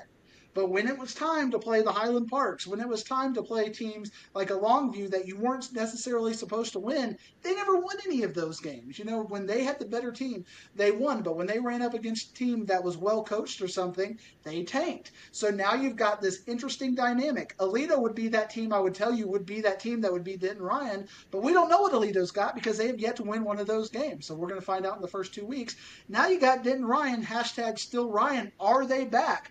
I don't know. And I've just been ranting for 5 minutes and have completely ignored Richland, who I'm most excited about in this district because they return everybody. And Richland is a team that I get excited about because they're new, Ward, and they are young, they are athletic, they are fast. I mean, the Richland track team is amazing. Like you talk about a team that can compete with Duncanville and DeSoto. I'm starting to get into track mode all of a sudden to find out who our athletes are down the road. Richland is a team I'm excited about. I got them in the top 5. You saw them last year show that resilience against Barbers Hill and coming back from, what was it, 34 down? Yeah, they're down big time. Came all the way back. Yeah.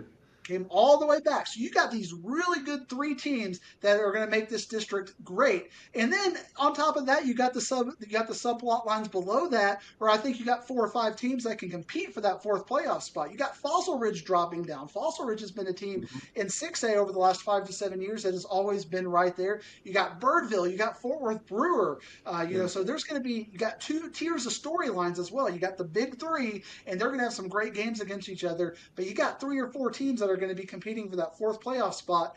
Wizzy, we're going to talk about this district a lot in our podcast. Yeah, and that fourth place team is probably going to be a favorite in the next round because they're going to be playing 4-5A, which is the Fort Worth district. And in that district, they got teams that aren't used to even having preseason discussions about the playoffs. They're just ready to talk about surviving. And now, judging by our campfire, you got a team like Saginaw and Chisholm Trail that are saying, you know what, we're done getting punched around. We're in a district now that we can actually make the postseason, maybe even win a district title. I still kind of like Arlington Heights in this district, but man, talk to me about this district and who might come out of it. Probably one of my storylines on Twitter or message boards or whatever, because I've been talking about high school football for 25 years now, in whatever way that people talk about high school football, is I've always been fascinated with Fort Worth Pascal because they've always been that 6A team, the 1-6A Fort Worth ISD team, and they're always with like Trinity and and teams like that. So they always seem to get the short end of the stick when it comes to that. Now, not only are they dropping the 5A Division One, but they are in this district. I have to think they are partying over there in West Fort Worth, over there on Berry Street, because Fort Worth Pascal has a legitimate chance. I've got them number 2 in this district, and I am just super excited because this is a program, this is a school with alumni that deserves this. You deserve is a big word. I don't like to use the word deserve a lot, but I am so happy for Fort Worth Pascal that they are getting to come into this season with a legitimate chance to make the playoffs and make some noise. I don't think they're going to win a playoff game because we just talked about those big 3 schools. I actually do think Arlington Heights will probably be a slight favorite as of right now versus whoever that 4th place team is. But, you talk about a chance like Chisholm Trail, Saginaw, a program that has not traditionally been there, has a chance to be there. We're going to talk about them more because when it comes to week 11, we're not going to be talking about, I got Boswell over Saginaw by 60 this week. They're going to be playing meaningful games in week 10 and week 11. And that's going to be good for their program, good for their fan base, and good for their athletes as well. So although I don't like the haves and have-nots in the UIL realignment, I do like this district because it's going to give us some new matchups and new things to talk about. Now, I don't think any of these teams would make the playoffs. Maybe Fort Worth Arlington Heights if they were all in the district next to us in 3-5A. But for what it is for a 2-year thing, I think we're going to have some good times. So I'm going to go ahead and ask you, Ward. This is a controversial question. You're probably going to cut it out because you don't like when I ask you controversial questions. What is the over under? Set the line of how many 4-5A games you will have on TV this year. Well, I guarantee you one because the Country Roads is going to Arlington Heights against Saginaw, even though that may not be traditional Country Roads, but it's where one of our Kubota dealers are. So there's one. I said over under is two. Gosh, dang it! I don't want to be that kind of guy that says that, but You just did that, Ward. two because You they have play. 10 games over at 3-5A, and 4-5A is going to get two. But holding you accountable to that'll probably get your brain going, and you'll find a third one just to I spite probably us. will, especially since they play Thursdays a lot. So we'll see what happens there.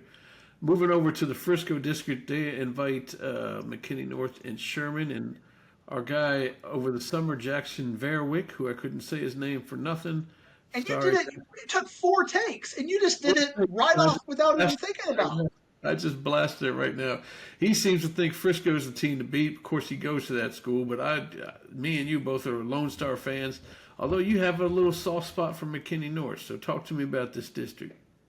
I was looking at our friend over at Dave Campbell, Matt Stepp, and he had Frisco like third in this district, and I'm wondering what is Jackson and Stepp, what are they seeing that I'm not seeing because I don't see them in the top five in this district. I'm excited about Frisco Heritage, and I'm excited about Reedy, and I'm excited about Frisco Wakeland. I don't got the Raccoons in my top four when it comes to that. I'm big on Lone Star. McKinney North has starting to show the little bit of talent.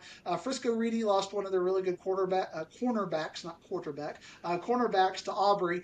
So I feel like they're going to take a step down because Reedy, one thing that Reedy's always struggled with, even in this little bit of a run that they've had, is that they haven't had really good depth. They got Tristan Airy coming back, but losing that cornerback is going to be big depth issues. So I think Reedy, that was one of the changes I made in my rankings. I got McKinney North over them. McKinney North is starting to show the talent over there. I feel like McKinney North is now the school in McKinney ISD. So if you're looking at, you're a seventh or eighth grader, you're playing middle school ball. Where do you want to go to in McKinney ISD if you want to go win? Right now, I think it's McKinney North. They're getting a lot of those internal transfer players. So I think McKinney North is loaded to bear this season. They had some big wins last year. They beat Lancaster last year. I was beat up mercilessly. That's a big word, but I was beat up badly by Yeah. some people. And we'll talk about that here in a little bit because McKinney North beat Lancaster last year. And how can Lancaster go up to 6A and make the playoffs in the District of Doom when they can't even beat McKinney North in District? And there were some issues about it. Ward, we talked about it big time last year. I was never a fan of the two quarterback system. And once they got rid of the two quarterback system at Lancaster, they got really good at the end of the year. They ended up beating Longview and making it, losing to only Forney in overtime. And otherwise, they would have got the opportunity to lose to Aledo in the fifth round of the playoffs by 40, like Forney did.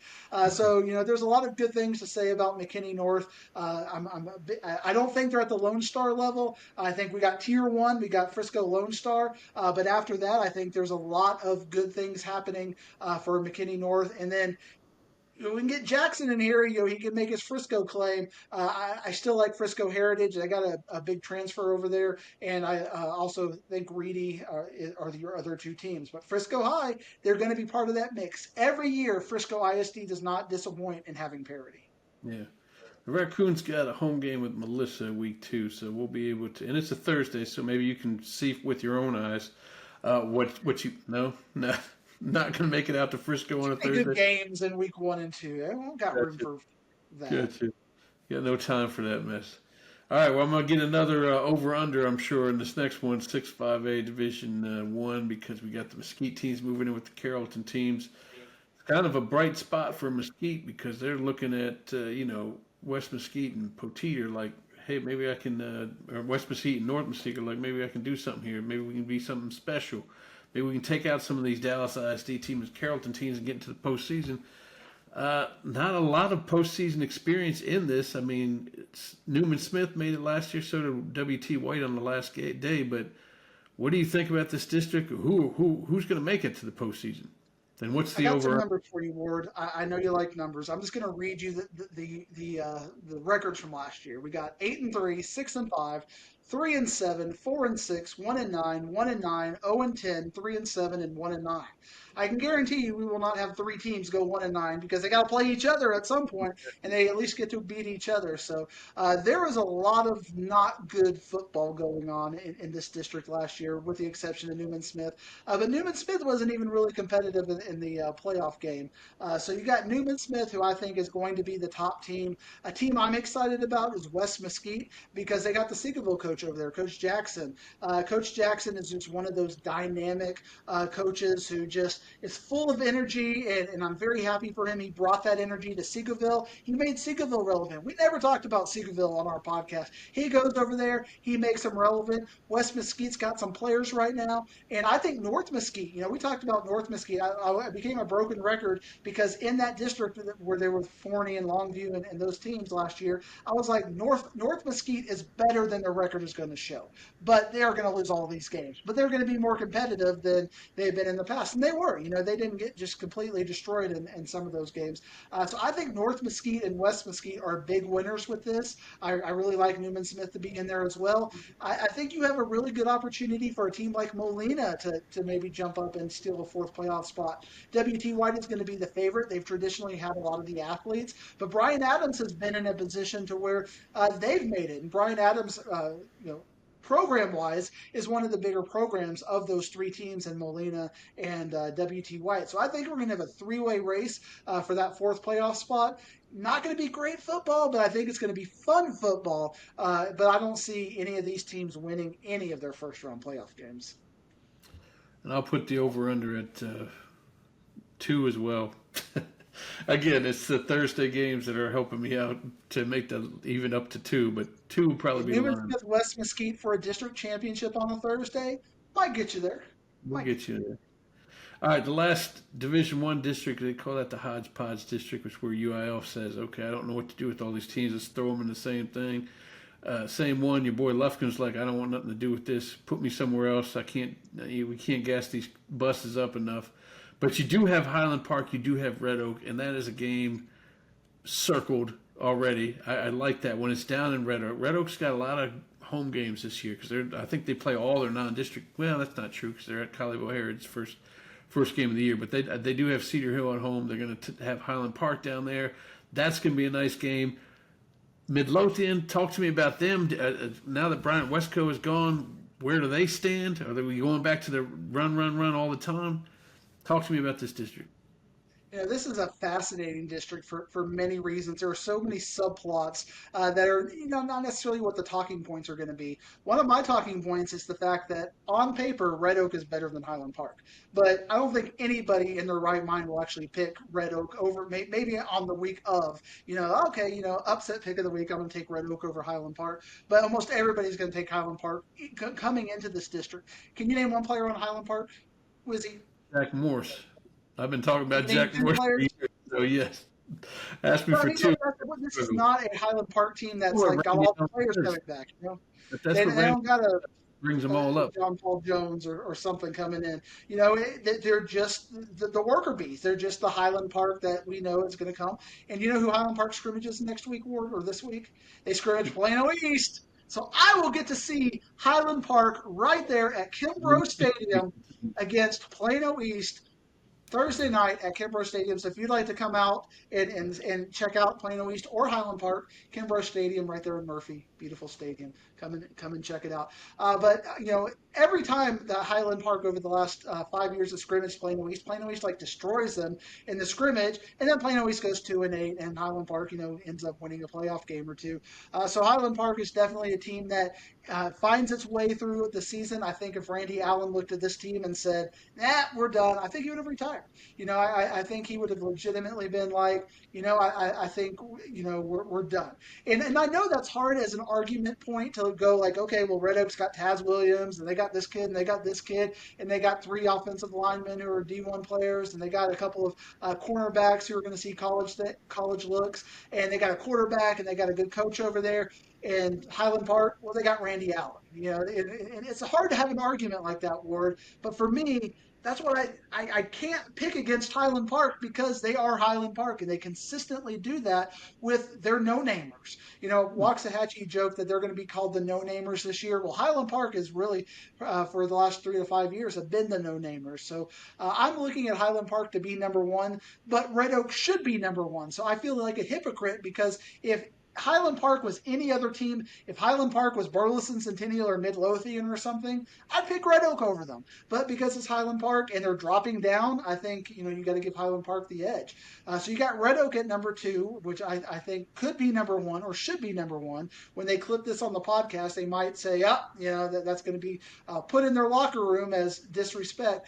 I like Tyler at number three, and that's one of the storylines because they are so athletically gifted and talented. I got to see them against McKinney North, and last year at Tyler, McKinney North won that game, but again, it was another game that McKinney North should not have won.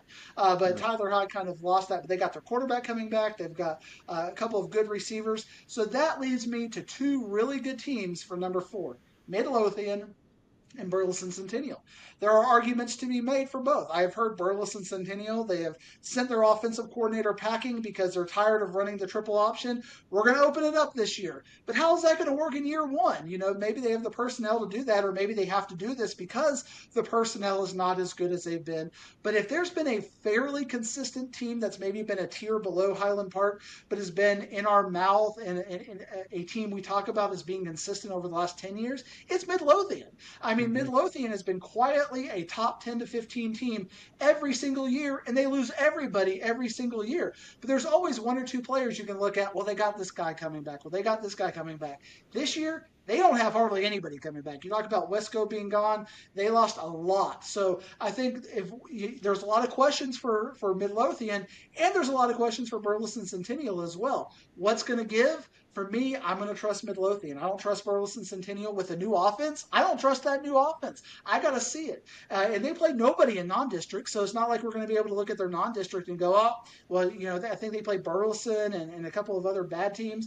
They should beat Burleson, in non-district. So there's a lot of subplots in 7-5A. Fortunately, you don't have to send a camera crew out to Lufkin this year. I know you're happy about that. You'd had to subcontract out of Houston or something to do that. And then you would have been mad about that because you don't claim Lufkin as Houston. You don't claim Beaumont as Houston. What's wrong with you, Ward?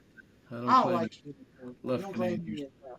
But that's going to be a fun district. And Joshua and Cleburne have a lot of young talent to keep an eye on as well. So.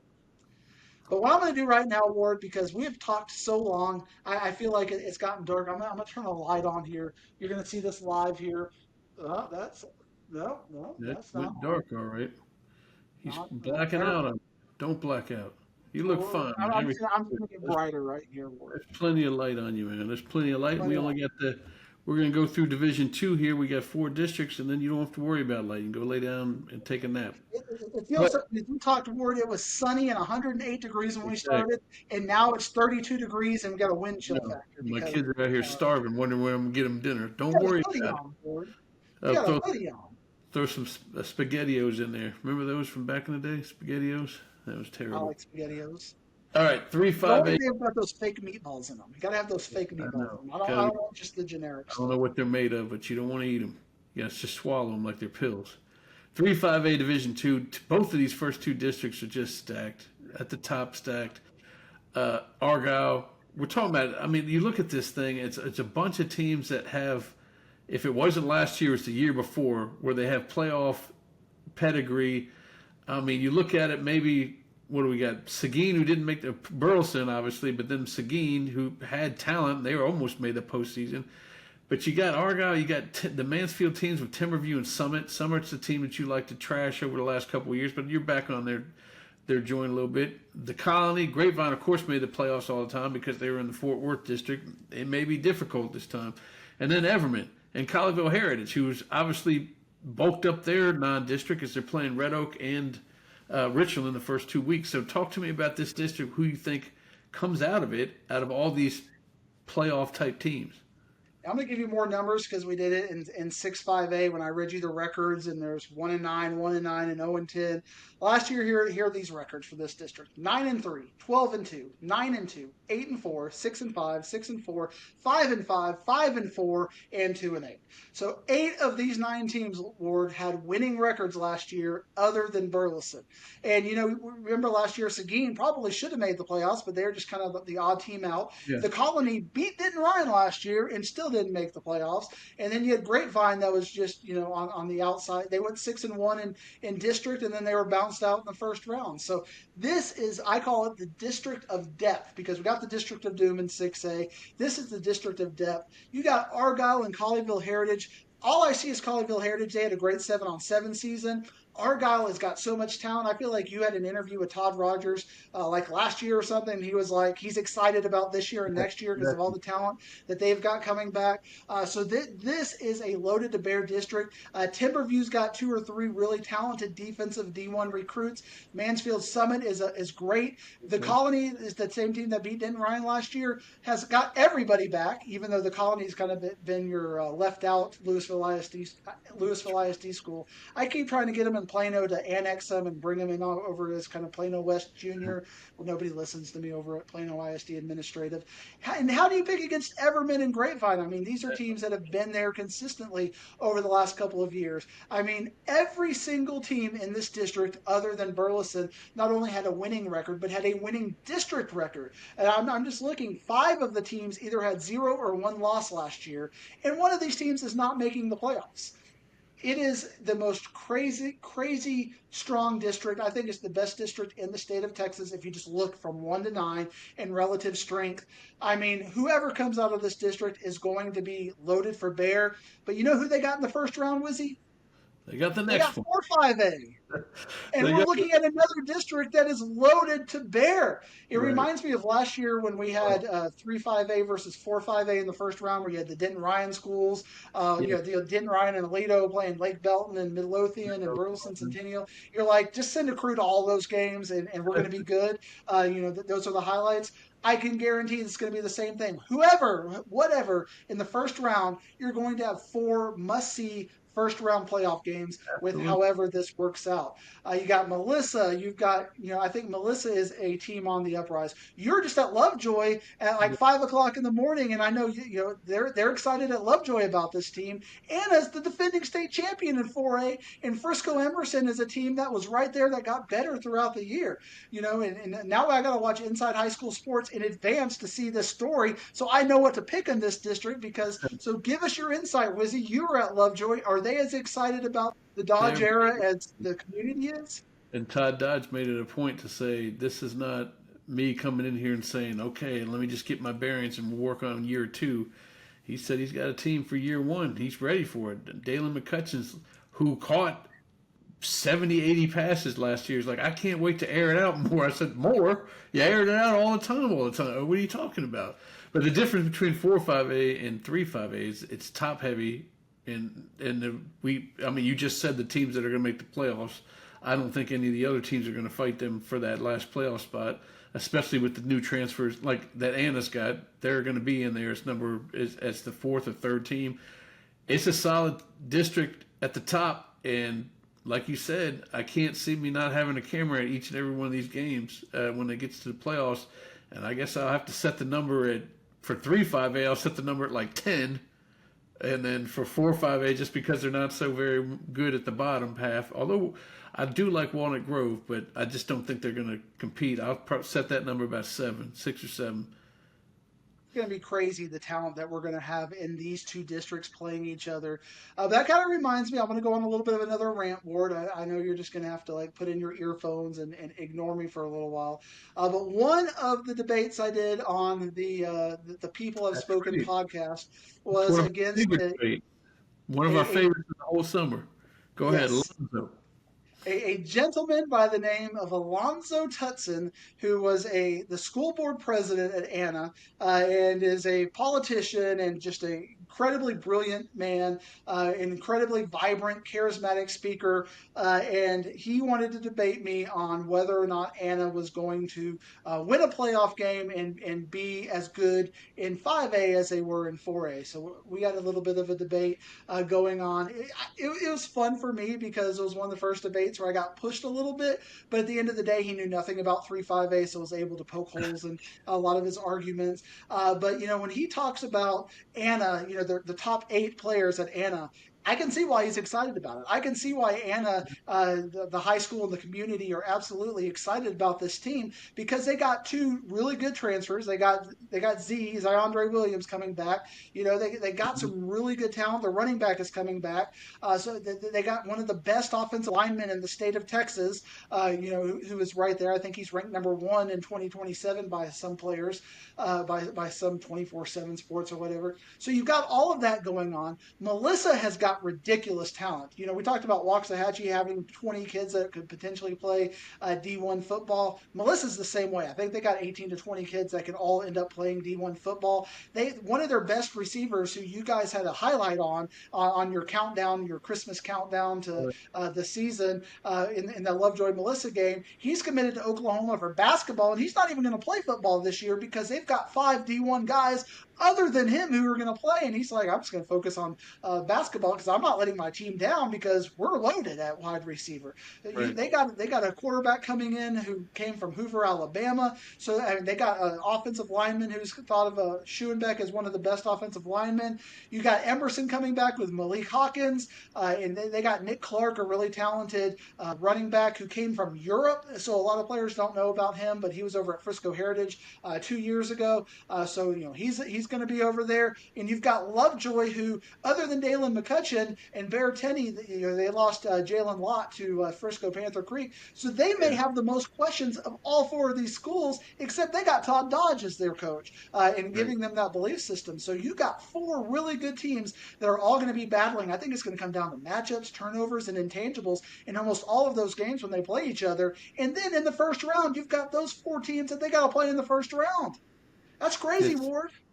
Madness. It's complete madness. And you get to see Lovejoy against Highland Park in week 2, so that'll tell you something if he's got something going on there. Yeah, it's complete madness. And obviously the Region 1 winner, I think, is going to come out of those 2 districts for sure. They're going to take care of business with these West Texas teams, I would think. And then when you move to Region 2, there's even more storylines there because we're not going to talk too much about 5A because it's going to be SOC and we're not doing zone play and all that stuff. And SOC is like, you know what? If we got to go through P&G before we get there, let me go ahead and stockpile the heck out of our non-district and play the 6A state champion and the runner-up in weeks 1 and 2. SOC's got a little bit of a youth movement going on here, but they're they're hungry. They're hungry to get back there and take care of business. And if they get past a couple rounds, they're still going to have to mess with some of these Houston squads. P&G, Lake Creek's got a heck of a running back, but they don't really play all that much defense. So tell me what you think about SOC's chances of getting back there for a 4th straight year. I was reading on Dave Campbell's football, and Step thinks Huntsville is the team to watch out. Watch out for out of this district with exactly PNG right. and Lake Creek. So there's going to be a lot of fun. For me, I think Seagoville is going to take a step back in 5-5A a little bit. I think Woodrow Wilson is going to kind of stay there at that number 2 spot. I think Hillcrest is primed to be that number 3. But 4 in this district is wide open now that we don't have zone play. We don't have to see crazy things because that team was Kimball last year. Kimball's dropped down to 4A, where Kimball has a really good chance to dominate in 4A. And on some of when we go into the weeds and we start getting to do small school stuff, maybe in the next week, Kimball's going to be a fun team to talk about. Kimball Carter is a Saturday game, Ward. We're going to have to send you out to Kimball Carter. I think that's going to be a fun game to keep an eye on. Could be for the district championship over there. And then in 4A over there, you got Panther Creek and Salina in the same district. And then they're right next to each other. We talk about these crazy by-district matchups where you got 2 powerful districts right next to each other. You You don't have that though in this region, and you don't have it in this district. I think in five, everything you have in 3 and 4, you don't have in 5 and 6. You got Sauk at the top of five. You got Midlothian Heritage at the top of six. The quality drops off quite a bit. And one thing that I know you don't do this, Ward, but I think if you are a playoff fan of any of these teams, you're gonna have some road trips in this region because after that first round, it's going down to Houston, and you're gonna have road trips. And I think that's why Sauk scheduled the way they did because one thing Sauk hasn't done well, they've been playing at AT&T Stadium in Week 17 for the last 3 years, but they haven't had to travel to do it. No. Now they're going to have to travel just to get there for the opportunity to play again. I think Sauk, and I might be unpopular for saying this, uh, I know some people disagree with this. I think Sauk was the better team last year and lost. They lost a game they shouldn't have lost. And I think that's going to feed them because I think as a team, I know Coach Todd and Coach Ward and some of the coaches over there are going to say the right thing. We lost. They were the better team that day. But I think in their hearts, they felt like they were the better team. And that's going to motivate them this year to step up and be a better team. So I think Sauk is going to be a motivated Sauk. And Midlothian Heritage has been there the last few years. I think they might even be the best Midlothian ISD team this year. But I think what we're going to have to do, Ward, is look at District 7 and look at District 8 because that is going to, give us a little Yeah. bit of insight into where their pathways are going to go. Because I know, Ward, you'll agree with me. Sauk's going to win district. Midlothian Heritage is going to win district in five Yeah. and six. It's their playoff paths that are going to be, and the style points that we're going to have to be looking at. Yeah, and they're both doing what they're the best they can on the non-district to make sure they're ready. Heritage is doing some mini travels. They're going to Stephenville. They're going to Argyle. It's not far for me to go to Argyle, but it probably is for the Heritage crew.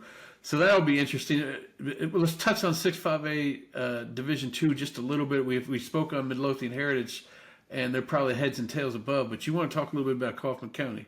Yeah, I'm excited about Kaufman County. We found out that Kaufman County is the biggest. They've usurped Collin. Used to be Collin County is the fastest growing county in the nation. Now it's Kaufman County, and we know what North Forney's got. We know what Forney's got. But now you look at the rest of the district, rest of the county, and go, okay, Kaufman, Crandall. What do you got? And I think we're going to get a chance to see if their numbers are starting to go up. Crandall's been right there. I know Crandall's been a team that for the last couple of years has been right there and in a district like this where they got to do some crazy traveling.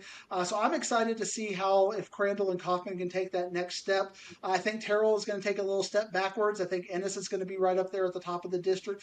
So there's a lot of parity in this district. But Ward, man, I look at this district, and normally we used to always talk about Mesquite Poteet. We would that was like one of our favorite teams. You remember back with Randy Jackson and what was Cody that Grove. quarterback? Bo something or another who broke his leg. Yeah, Bo Now, I think it was his name, yeah, like broke his now, leg against Toledo or something, and just yeah. like a legend. And now we can't even get Mesquite Poteet in our podcast anymore. What's happened over there, Ward? What has happened? They don't have any Randy Jacksons or Cody Groves on the sidelines. I guess that's going to be a tough break for them. Man, Where have go all ahead. the Poteets gone? To Where have they quote gone? Paula Cole.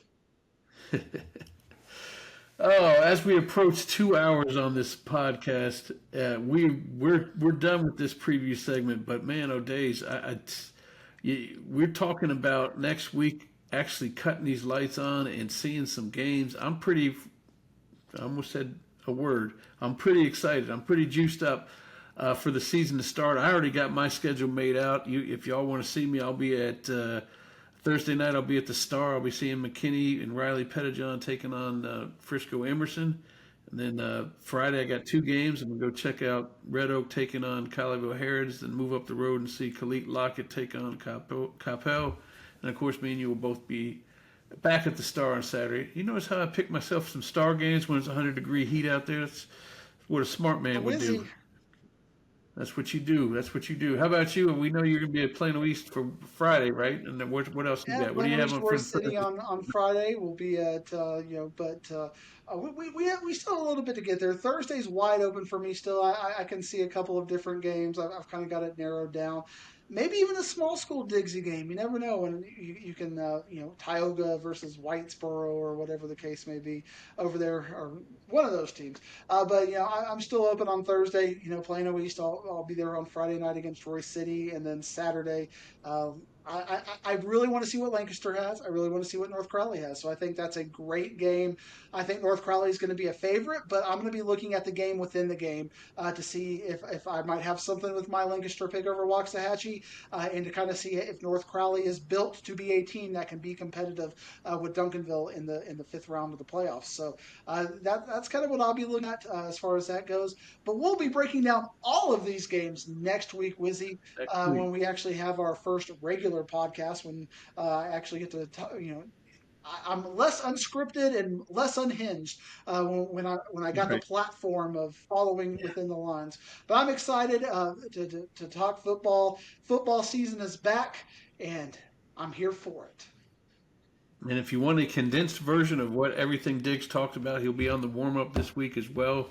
Probably a 3-minute one instead of a hour and 45 minutes.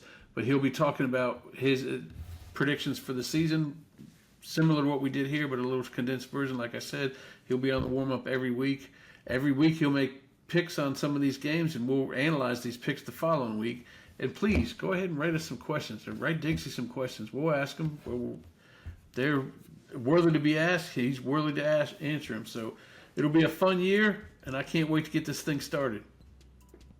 We give the dub salute to our podcasting friends down south. They always complain that we don't ever say their name. So I said their name 3 times on this show. So I want them to get that little chip off their shoulder that I never say their name or anything. I mentioned Dave Camp. I don't think I mentioned the Dallas Morning News, which is my favorite website in the world to go read high school football on. But you know what my favorite show in the world is, Ward? It's Pat Doney. It's Inside High School Sports. I got to watch it every single week. I got to find out where my country roads are going. I got to find out who's bobbling their head. Do you even know who your first week bobblehead person is? Do you have bobbleheads? Yeah, that's already happened. It was 10 a.m. Sunday morning this past Sunday. And Taz Williams got it. Taz Williams Jr. Looked just like him, except a little lighter skin than he could have been. But it's all right, man. We're having a fun season. It's gonna be great. And we didn't talk private schools or lower classifications, but if you can't handle 2 hours on 6A and 5A, then you wouldn't have been able to handle any more. So I appreciate you joining me, Diggs. We'll be digging for wisdom next week and every week all the way through the state championships. Are we 10 a.m. consistently, or are we getting moved around because First Baptist Church buys out our time spot again or something? No. 10 a.m. every Sunday morning. Okay. It's a perfect spot. Get yourself awake, take a look at it, then head out to church. And then go back and watch the Cowboys get beat. All right, I'm out of here, Diggsy. We'll talk to you next week, buddy boy. Yeah.